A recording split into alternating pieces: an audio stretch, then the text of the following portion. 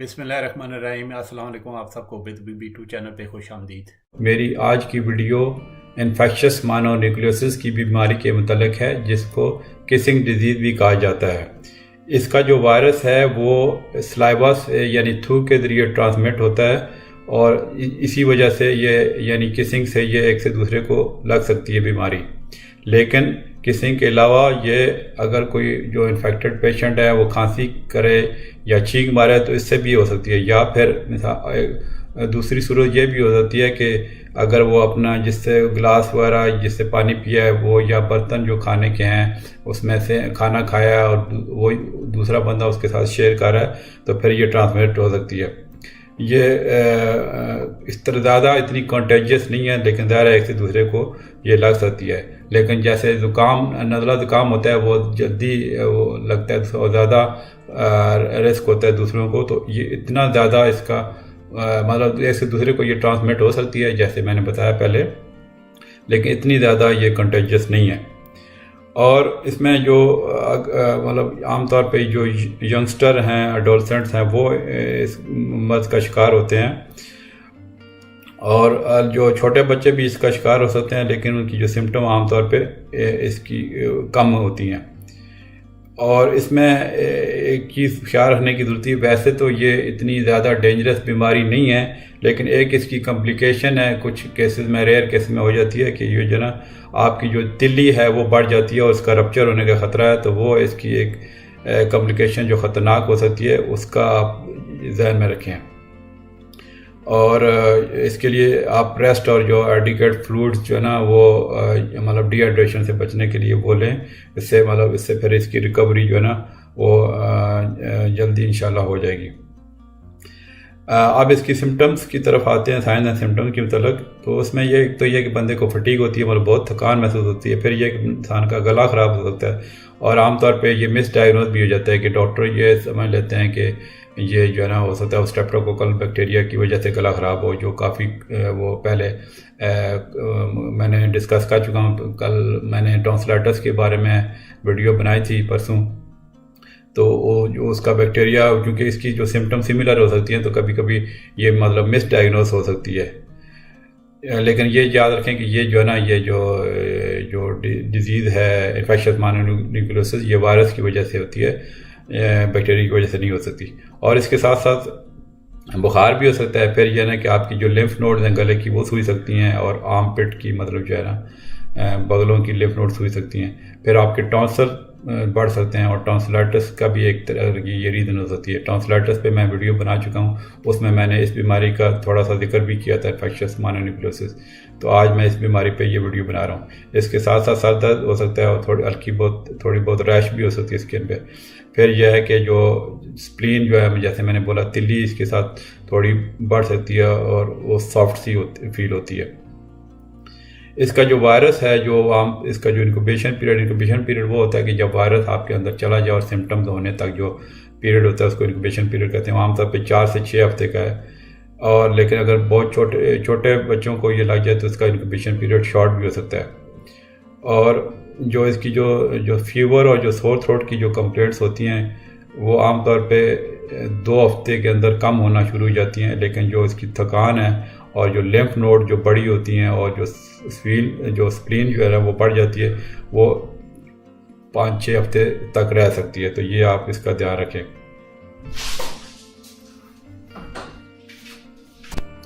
اب اس کی میں آپ کو کاز بتا دیتا ہوں۔ اس کی جو سب سے موسٹ کامن کاز ہے وہ اس کا جو وائرس ہوتا ہے اس کا نام ہے ایپسٹین بار وائرس، لیکن کچھ اور وائرسز بھی اس طرح کی سمٹم کاز کر سکتے ہیں۔ یہ جو اس کی سمٹم ہے ظاہر ہے کافی انکمفرٹیبل ہوتی ہیں، تو لیکن یہ کہ اگر عام طور پہ اس کا انفیکشن اپنے آپ ہی جو ہے نا ٹھیک ہو سکتا ہے وداؤٹ اس کے جو لانگ ٹرم جو سائڈ افیکٹس، مطلب زیادہ اس کے لانگ ٹرم سائڈ افیکٹس کا چانس ہونا کم ہے جو ہے۔ اور کیونکہ اس میں پھر یہ بھی ہوتا ہے کہ جو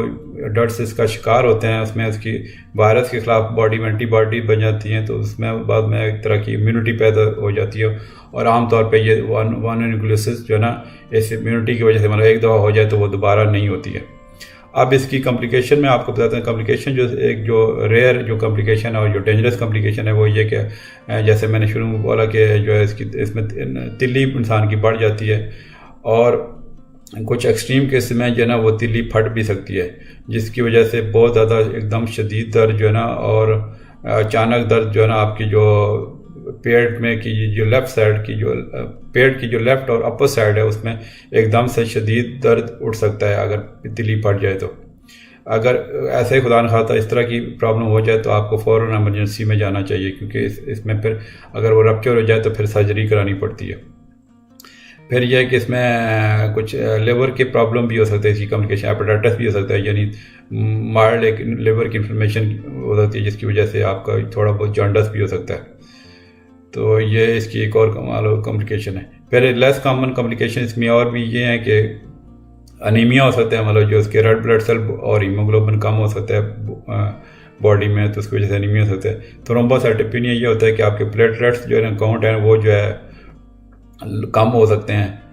اور پھر ہارٹ پرابلمس کے بھی چانس ہو سکتا ہے, مطلب جو ہارٹ مسل کی انفلمیشن ہو کہ اس کو مایوکارڈائٹس بولتے ہیں وہ بھی ہو سکتی ہے. پھر یہ ہے کہ کوئی نروس سسٹم کی کمپلیکیشن ہے, جیسے مننجائٹس ہے, انکفلائٹس ہے, گلین باری سنڈروم, مطلب جو ہے نا نروس کی جو آپ کی جو مننجز کی جو انفلمیشن کی جو اور دماغ کی انفلمیشن کی سمٹمز ہوتی ہیں, مطلب یہ ساری ہو سکتی ہیں لیکن بہت لیس کامن ہے. پھر یہ کہ جو آپ کی جو اگر ٹونسل زیادہ سوج جائیں تو وہ بریدنگ ڈیفیکلٹی ہو سکتی ہے. اس میں ایک بات خیال رکھنے کی, جو یہ ایپسٹین بار وائرس ہے کہ یہ ان لوگوں میں زیادہ شدید مطلب شدت پکڑ سکتا ہے جن کا آلریڈی امیون سسٹم کسی وجہ سے کمزور ہو, جیسے کوئی لوگ HIV یا ایڈس کا شکار ہیں, یا اگر کوئی ایسی امیونو سپریسو ڈرگ لے رہے ہیں, یا مثال کے طور پہ کسی کا ٹرانسپلانٹ ہوا ہے تو ان کو اس چیز کا زیادہ وہ سیریس بیماری ہونے کا یہ رسک ہے. اور اب اس کی پریونشن میں یہ ہے کہ یہ چونکہ سلائیوا سے اسپریڈ ہوتی ہے تو اس میں یہ ہے کہ اگر بندے کو کسی کو انفیکٹ ہو جائے اس بیماری سے, تو پھر یہ ہے کہ آپ اس بندے کو دوسروں کو اس طرح کسنگ وغیرہ نہیں کرنا چاہیے. پھر آپ فوڈ وغیرہ شیئرنگ یا اپنے برتن گلاسز وغیرہ شیئر نہیں کرنے چاہیے کافی دنوں تک, جب تک جو انفیکٹڈ پیشنٹ کا بخار سیٹل نہیں ہو جاتا, کیونکہ اس میں کچھ ہفتے لگ جاتے ہیں. اور جو ایپسٹین بار وائرس ہے وہ جو ہے نا سلائیوا میں ایون کچھ مہینوں تک رہ سکتا ہے انفیکشن کے بعد. تو اس کی کوئی ایسے ویسے ویکسین اویلیبل نہیں ہے اس کی مانونیوکلیوسس کی. اب اس کے جو ہے ڈائگنوسس میں اب جاتا ہوں, جب ڈاکٹر کے پاس پیشنٹ آتا ہے تو اس میں ظاہر ہے اس کی جو کلاسیکل سائنس اینڈ سمٹم جو میں نے بتائی ہیں اس کی بیسس پہ, ہسٹری کی بیسس پہ وہ ہم ڈائگنوز کبھی کبھی کر لیتے ہیں, اور پھر فزیکل ایگزامینیشن سے بھی اندازہ ہو جاتا ہے. اور یعنی کہ جیسے گلے میں جو لمف نوڈ بڑھ گئی ہیں, ٹونسلز کی سویلنگ ہو سکتی ہے, یا لیور اور اسپلین کی کوئی سمٹمز ہوتی ہیں, تو وہ جو ہے نا ان کی ساری سمٹمز اور ایگزامینیشن کی بیسس پہ ڈائگنوسس ہو جاتا ہے. لیکن اس کے ساتھ ساتھ ہم ٹیسٹ بھی کراتے ہیں, جیسے اس کا ایک اینٹی باڈی ٹیسٹ آتا ہے, مطلب ایڈیشنل کنفرمیشن کی ضرورت ہو تو ایک مونو اسپاٹ ٹیسٹ آتا ہے, تو جو ہے نا وہ اس کا بلڈ میں وائرس چیک کرنے کے لیے. یہ جو اسکریننگ ٹیسٹ ہے یہ اس کا رزلٹ عام طور پہ ایک دن میں آ جاتا ہے, لیکن یہ کہ اگر پہلے ہفتے میں عام طور پہ اس کی جو ڈیٹیکشن جو ہے نا بہت مشکل ہوتی ہے, مطلب اس کے جو اسکریننگ ٹیسٹ میں جو وائرس کی, اور پھر کوئی ڈفرینٹ ٹیسٹ کروانا پڑتا ہے, لیکن اس کا رزلٹ جو ہے نا تھوڑا لانگر ہو سکتا ہے. تو پھر یہ ہے کہ اس میں وائٹ بلڈ سیل کاؤنٹ کا ٹیسٹ ہوتا ہے. اس میں جو ہے نا جو خاص طور پہ لیمفوسائٹ جو ہے نا, جو وائٹ بلڈ سیل جو ہے نا وہ ہوتے ہیں, اس میں ایک قسم ہوتی ہے لیمفوسائٹ, وہ بڑھ جاتے ہیں اور ان کی شکل بھی تھوڑی سی اب نارمل ہو جاتی ہے, جو ایٹیپیکل لیمفوسائٹس کی ایک جو فائنڈنگ ہے. یہ ایک طرح کا کنفرمیٹری ڈائگنوسس تو نہیں,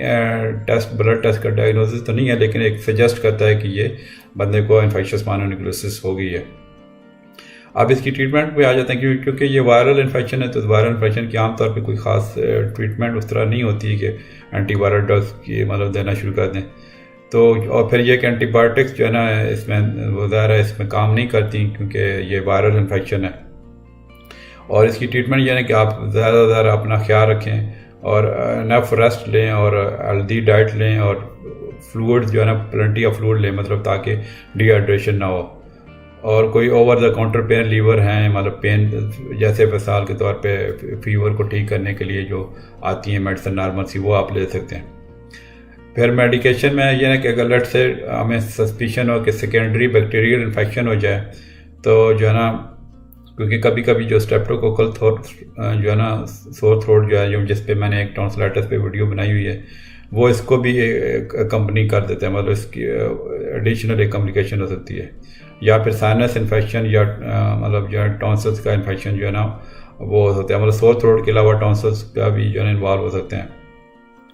تو پھر ان کیس میں اینٹی بایوٹک کی ضرورت پڑ سکتی ہے۔ اس میں ایک تھوڑا سا یہ خیال رکھنے کی بات ہے کہ جو اینٹی بایوٹک یا موکسیسلین یا کچھ اور پینسلین کی جو اینٹی بایوٹکس ہیں وہ عام طور پہ مانو نیوکلیوسس میں ہم ریکمینڈ نہیں کرتے۔ اس کی وجہ یہ ہوتی ہے کہ اس میں ان میڈیسن کی وجہ سے جو ہے نا ریش ہو سکتی ہے۔ اس ریش کا یہ مطلب نہیں ہے کہ وہ ان کو پینسلین سے الرجی ہے، مطلب جو ہے نا یہ مانو نیوکلیوسس کے پیشنٹ میں جو ہے موکسیسلین اور پینسلین کی وجہ سے ایک اس کا سائڈ افیکٹ ہے ریش ہونے کا، تو عام طور پہ یہ والی جو میڈیسن نہیں دیتے۔ تو اس میں پھر یہ کہ آلٹرنیٹ اینٹی بایوٹکس ہم ریکمینڈ کر سکتے ہیں کہ مطلب ریش کے خطرے سے بچانے کے لیے۔ لیکن یہ جیسا کہ میں نے شروع بولا نا پہلے کہ اس میں کیونکہ یہ وائرل انفیکشن میں اینٹی بایوٹک ضرورت نہیں ہوتی، لیکن اگر ہمیں شک ہو جائے کہ ایڈیشنل جو اسٹریپٹوکوکل مطلب گلا بھی خراب ایڈیشنل بیکٹیریل انفیکشن ہے، تو پھر ہم پینسلین کے علاوہ کوئی اینٹی بایوٹک سجیسٹ کر سکتے ہیں۔ اب اس میں تھوڑا سا life style and home remedies میں بتاتا ہوں۔ ایک تو یہ کہ جو ٹپیکل جو اکثر میری جو ویڈیوز ہوتی ہیں، خاص طور پہ یہ گلے والی جو ویڈیوز ہیں، ایک ہی طرح کی جو life style and home remedies ہیں، جیسے کہ آپ نے اپنے آپ کو ڈی ہائیڈریٹ نہیں ہونے دینا، پانی زیادہ پئیں، فروٹ جوسز وغیرہ پئیں، فروٹ ویسے کھائیں، ٹھیک ہے۔ اس کی وجہ پھر یہ کہ فروٹ جو ہے نا وہ آپ کو فیور اور تھروٹ سے مطلب جو ہے نا جو چونکہ ڈی ہائیڈریشن اگر ہو تو سور تھروٹ زیادہ ہونے کا چانس ہے، تو اس سے وہ یہ بچا سکتے ہیں آپ کا فلوئڈ اگر انٹیک آپ کی ٹھیک ہو۔ پھر اوور دا کاؤنٹر جو میڈیسن آتی ہیں جیسے پیسٹامول ہے، ایبوپروفین ہے، وہ اگر ریکوائرڈ ہوں بخار اور گلے کے درد کے لیے تو وہ لے سکتے ہیں۔ اور پھر یہ کہ اس میں ایک پہلے بھی ٹونسلائٹس کی ویڈیوز میں نے بتایا تھا کہ ایسے اگر اس طرح کے جو چھوٹے بچے ہیں یا ٹین ایجر ہیں ان کو ایسپرین وغیرہ نہیں دینی، کیونکہ اس میں جو ہے نا جو اگر فلو لائک جو سمٹم ہو، اگر مثال کے طور پہ کوئی چکن پاکس کا کوئی خطرہ ہو تو وہ ایک رائز سمٹم ہوتی ہے جو خطرناک ہو سکتی ہے، تو وہ ایسپرین جو ہے نا ان چیزوں میں اس طرح کی سمٹم میں منع کرتے ہیں۔ اچھا، پھر یہ کہ آپ بچہ اگر غرارے کر سکتا ہے، یہ عام طور پہ یہ ایڈولسنٹس کے تو وہ عام طور پہ غرارے کر سکتے ہیں، تو گارگل ضرور کروانے چاہیے۔ اس میں آدھا جو ہے نا چمچ چائے کا چمچ لے لیں، 8 اونسز جو ہے نا پانی میں گرم پانی میں ملا کے تو اسے غرارے کریں، جتنے زیادہ وہ کر سکتے ہیں تو اتنے وہ اچھا ہے۔ پھر اس میں یہ کہ جو چونکہ یہ اس میں نے بتایا نا کہ ایک ریئر کمپلیکیشن اسپلین کا جو رسک رپچر ہونے کا ایک رسک ہوتا ہے، تو اس میں جو ہے نا اس کی جو چونکہ سائن اینڈ سمٹم جو ہے نا وہ چند ہفتے میں ٹھیک ہونا شروع ہو جاتے ہیں، لیکن بالکل مطلب انسان کو ٹھیک ہونے کے لیے کم از کم 2 سے 3 مہینے لگ سکتے ہیں۔ تو اس میں یہ کہ جتنی آپ زیادہ ریسٹ کریں گے تو جلدی ریکوری کا چانس ہے۔ تو اگر مطلب جو ہے نا اس میں عام طور پہ ہم جو ہیوی ایکٹیویٹی سے منع کر سکتے ہیں، کم از کم کہ ایٹ لیسٹ جو ہے نا مطلب کم از کم 1-2 مہینے ویٹ کریں کہ مطلب لیٹ سے ایک ینگ بندے کو یہ ہوگی ہے اس طرح کی بیماری، تو ہم اس کو یہ بولتے ہیں کہ آپ جو ہے نا لیٹ سے وہ جم وغیرہ جاتا ہے، ہیوی ایکسرسائز وغیرہ کرتا ہے، تو اس کو ہم منع کر دیں 1-2 مہینے تاکہ وہ ریسٹ کرے، تاکہ وہ جو ہے نا اس کی اسپلین کا کوئی زیادہ پھٹنے کا رسک نہ ہو، کیونکہ اسپلین اگر پھٹ جائے تو وہ ایک میڈیکل وہ سیریس ایمرجنسی ہے، سرجری کرانی پڑتی ہے۔ تو یہ اس میں بس یہی میں نے آپ کو بتانا تھا۔ مجھے امید ہے کہ آپ کو یہ ویڈیو پسند آئی ہوگی، اور اگر ابھی تک آپ نے یہ چینل سبسکرائب نہیں کیا تو ضرور کریں، اور بیل کے آئیکن کو ضرور کلک کریں تاکہ ہر آنے والی ویڈیو کا آپ کو یوٹیوب کی طرف سے نوٹیفیکیشن مل جائے۔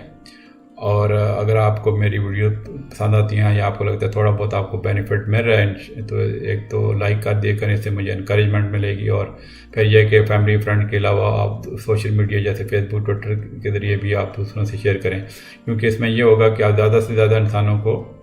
مفید معلومات کا پتہ چلے گا تاکہ ان کا بھلا ہو سکے، کیونکہ میرے چینل حب طبیبی کا مقصد یہ ہے کہ انسانیت کی خدمت کرنا۔ چلیں ٹھیک ہے جی، انشاءاللہ ملتے ہیں اگلی ویڈیو میں۔ اللہ حافظ۔